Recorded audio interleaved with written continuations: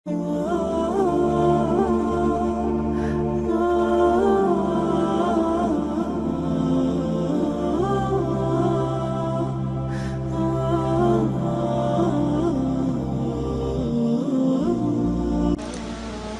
banyak hal yang dianggap oleh manusia itu pantas dikeluhin kepada Allah Subhanahu wa taala karena memang dia ngerasa dicurangin oleh Allah Subhanahu wa taala.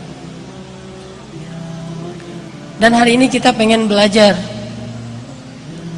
bagaimana merubah keluhan-keluhan,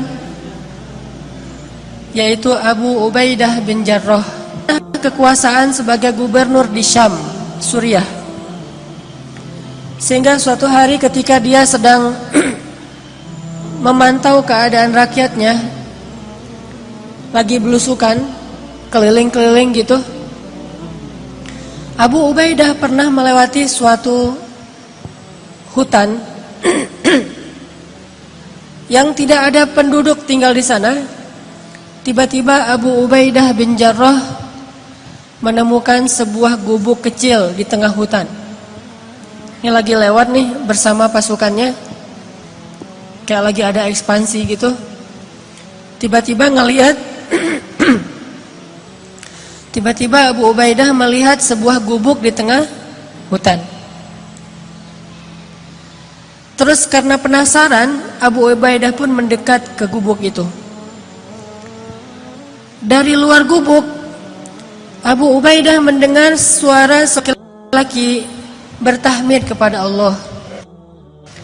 Dari luar kedengaran ada seorang laki-laki bertahmid kepada Allah.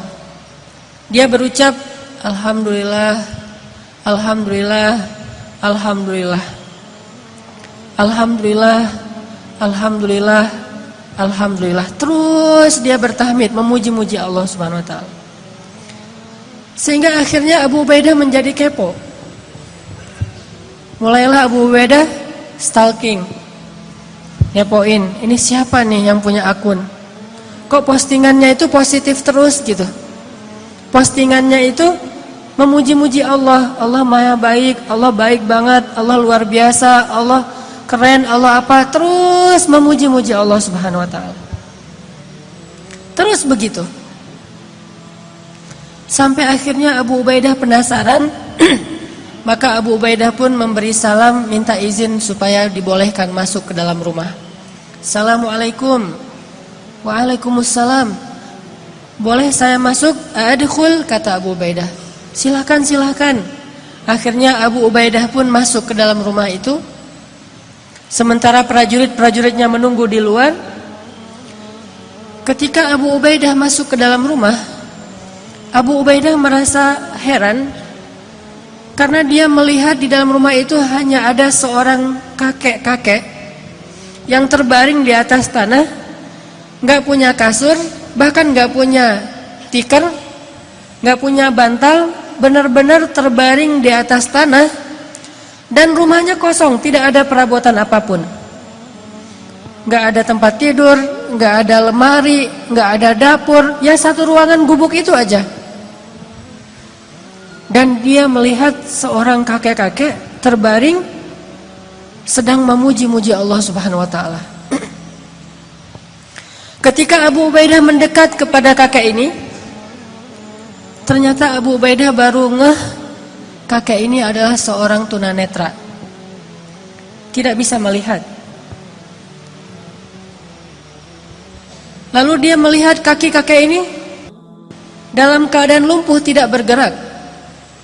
Usianya sudah sangat tua, matanya buta, tubuhnya lumpuh.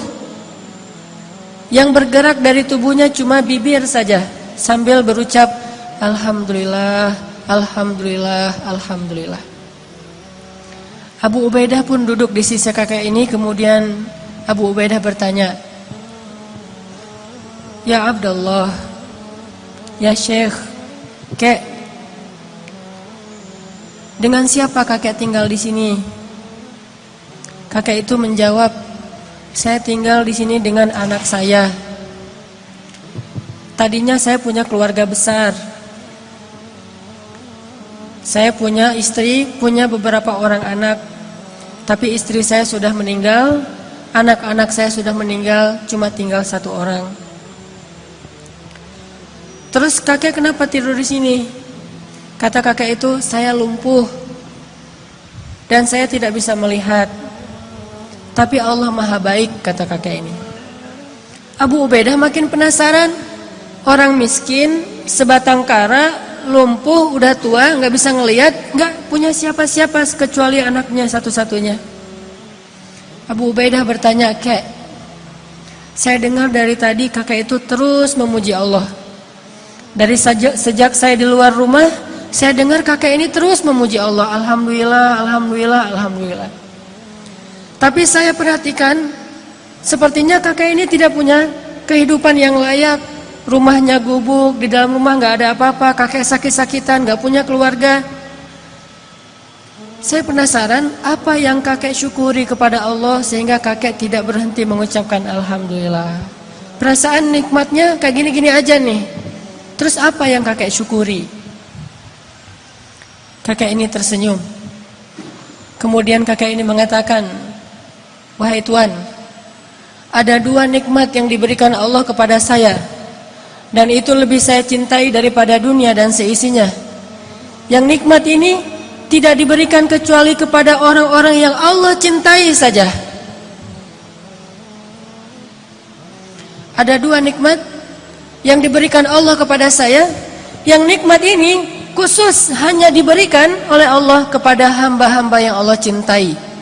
Dan 2 nikmat ini lebih saya sukai daripada dunia dan seisinya. Lebih saya sukai daripada keluarga, lebih saya sukai daripada harta, lebih saya sukai daripada jabatan, lebih saya sukai daripada kesehatan fisik. Karena 2 nikmat ini hanya Allah berikan kepada orang yang Allah cintai." Akhirnya Abu Ubaidah bertanya, "Ya Syekh, Kek, apa 2 nikmat yang Allah berikan kepada kakek yang tidak diberikan kepada sembarangan orang, hanya diberikan kepada orang-orang yang Allah cintai?" Kakek ini menjawab, 2 nikmat itu adalah qalban syakiran wa lisanan dzakiran. 2 nikmat yang diberikan Allah hanya kepada orang yang Allah cintai adalah nikmat hati yang selalu mampu bersyukur dan nikmat lisan yang selalu mampu berzikir.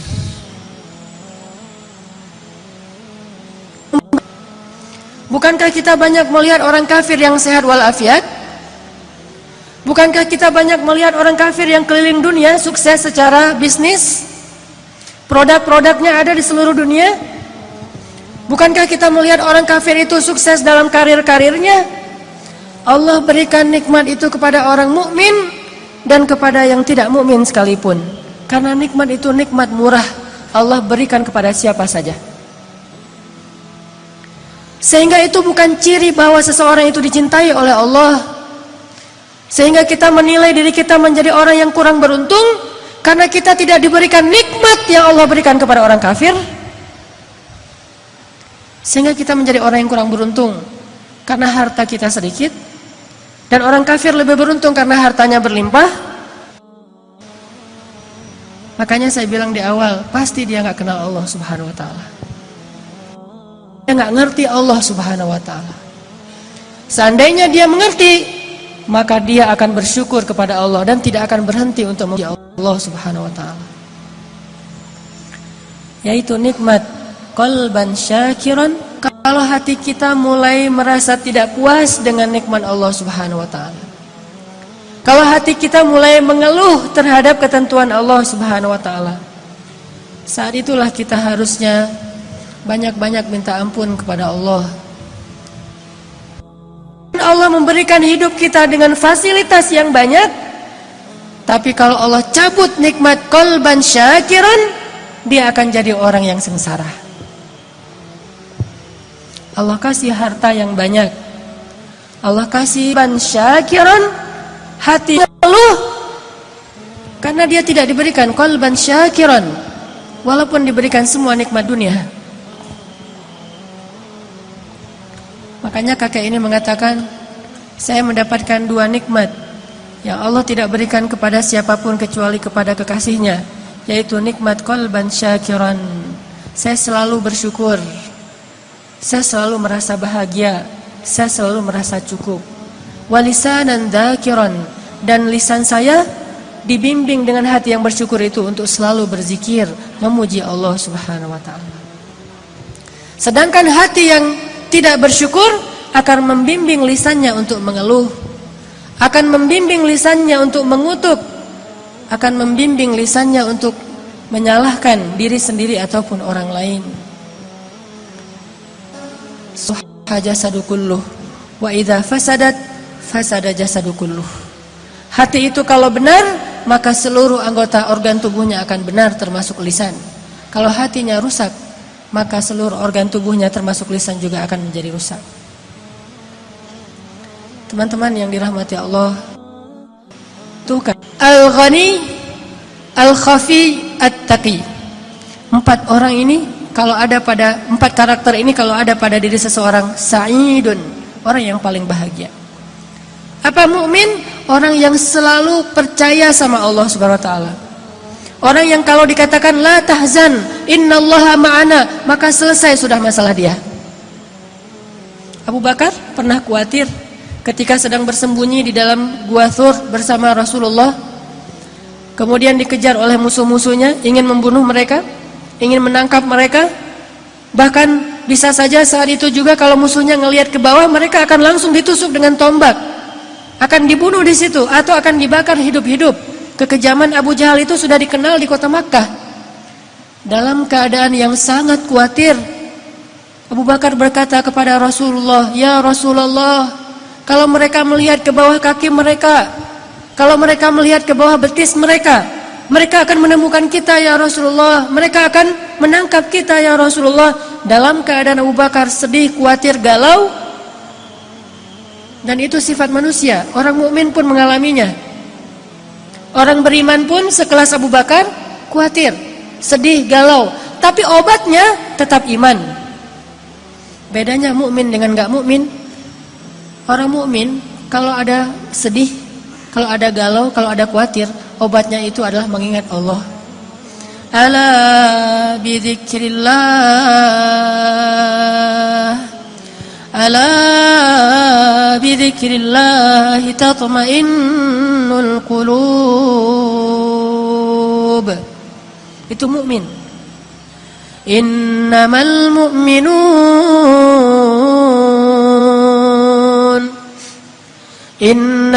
mu'minuna alladzina idza dzukirallahu wajilat qulubuhum wa idza tuliyat 'alaihim ayatuhu zadatuhum imana wa 'ala rabbihim yatawakkalun. Itulah obat orang yang beriman. Mungkin dia juga galau, mungkin dia juga lelah, mungkin dia juga sedih, mungkin dia juga khawatir, tapi begitu diingatkan dengan nama Allah, tenang ada Allah, tenang Allah membantu. Bukankah semua itu di tangan Allah? Langsung dia menjadi tenang. Itulah mukmin. Sedangkan orang yang tidak beriman, walaupun dia mengaku mukmin, walaupun KTP-nya Islam, tidak berhasil menjadi tenang dengan disebutkan nama Allah. Itu enggak ngaruh buat dia. Dia tenang, ketenangan dia cari jauh-jauh dengan jalan-jalan. Dia mencari ketenangan itu dengan belanja. Dia mencari ketenangan itu dengan menonton. Dia mencari ketenangan itu dengan mendapatkan uang yang banyak. Dia mencari ketenangan itu dengan ketemu teman. Dia mencari ketenangan itu di semua tempat kecuali di langit. Dan dia tidak akan mendapatkan ketenangan yang sejati. Pada akhirnya dia tetap akan mengeluh. Tapi bagi orang mukmin, Allah di hatinya. Sehingga ketika dia diingatkan dengan nama Allah, otomatis dia menjadi tenang. Ya Abu Bakar, kata Rasulullah, ma dhannuka bisnain, Allahu thalithuhuma. Ya Abu Bakar, kata Rasulullah, kenapa engkau berpikir kita hanya berdua ya Abu Bakar? Bukankah Allah yang ketiga? La tahzan, innallaha ma'ana. Jangan sedih, jangan khawatir wahai Abu Bakar. sesungguhnya Allah bersama kita. Langsung tenang Abu Bakar As-Siddiq. Qalban syakiran. Ini mukmin. Kata Nabi, orang yang paling beruntung mukmin, ghaniyun, mukminun ghaniyun khafiyun taqi. Mukmin orang yang kalau diingatkan dengan nama Allah tenang.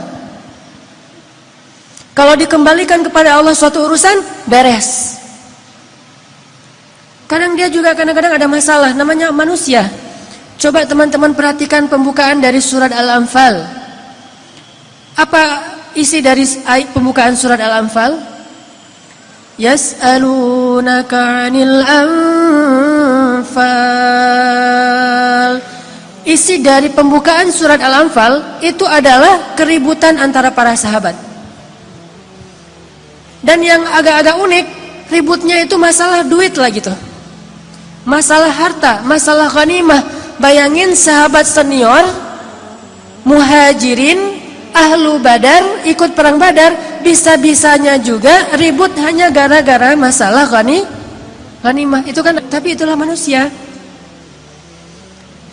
Dan itu bisa jadi bahan ribut semua orang, baik dia orang yang solih atau apalagi nggak solih, sama. Masalah warisan, masalah pekerjaan, masalah dagang, masalah bisnis, masalah transaksi, clash, ribut, itu wajar, manusiawi. Tapi yang hebat dari orang mukmin, ketika diingatkan dengan nama Allah, katakan ghanimah itu milik Allah dan Rasul, beres semua urusan mereka. Jadi mukmin itu bukan tidak pernah khawatir, nggak pernah galau, nggak pernah sedih. Karena itu sifat manusia. Tetapi menjadi manusia saja kita tidak bisa bahagia. Hanya bermodalkan manusiawi kita nggak bisa bahagia. Harus plus manusia plus iman baru bahagia. Innal insana lafi khusr. Jelaskan ayatnya. Pada dasarnya kata Allah manusia itu khusr, rugi, sengsara, ngeluh, itulah sifat manusia. Khuliqal insan halu'a, itulah manusia. Idza massahu syarru jazu'a wa idza massahul khairu manu'a. Kalau kita cuma pakai modal manusia, manusiawi kan sedih, ya manusiawi. Manusiawi enggak sih ngeluh? Ya manusiawi. Manusiawi enggak sih marah? Ya manusiawi. Tapi tahukah kita manusia itu khusr? Kalau cuma pakai modal manusia, kita lebih sering sengsaranya daripada bahagia. Khusr. Halu'a. Idza masyar jazu'a wa idza massahul khair manu'a. Sama aja. Dikasih ujian jazu'a, dikasih nikmat manu'a. Dikasih ujian, dia ngeluh, dikasih nikmat juga, dia ngerasa kurang. Itulah insan. Makanya Allah katakan, wal 'asr, innal insana lafi khusr. Demi masa, artinya sepanjang hidup, demi dunia, demi umurnya manusia, masa, waktu yang kita lalui, demi umurnya manusia, dari sejak dilahirkan sampai dia wafat, kalau dia cuma jadi insan, pasti lafi khusr, pasti dalam keadaan sengsara, rugi. Kecuali illalladzina amanu, kecuali kalau dia beriman. Jadi nggak cukup teman-teman kita menggunakan alasan manusiawi. Namanya manusia kan memang gitu, iya, tetapi khusr.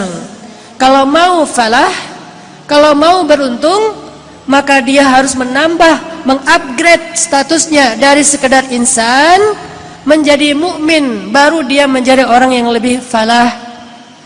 Ulaika ala hudan min rabbihim wa ulaika humul muflihun. Kalau dia yu'minun, beriman, baru dia menjadi orang yang dapat petunjuk, dan baru menjadi orang yang muflihun, orang yang bahagia. Kalau dia yu'minun, itu jelas pembukaan surat Al-Baqarah.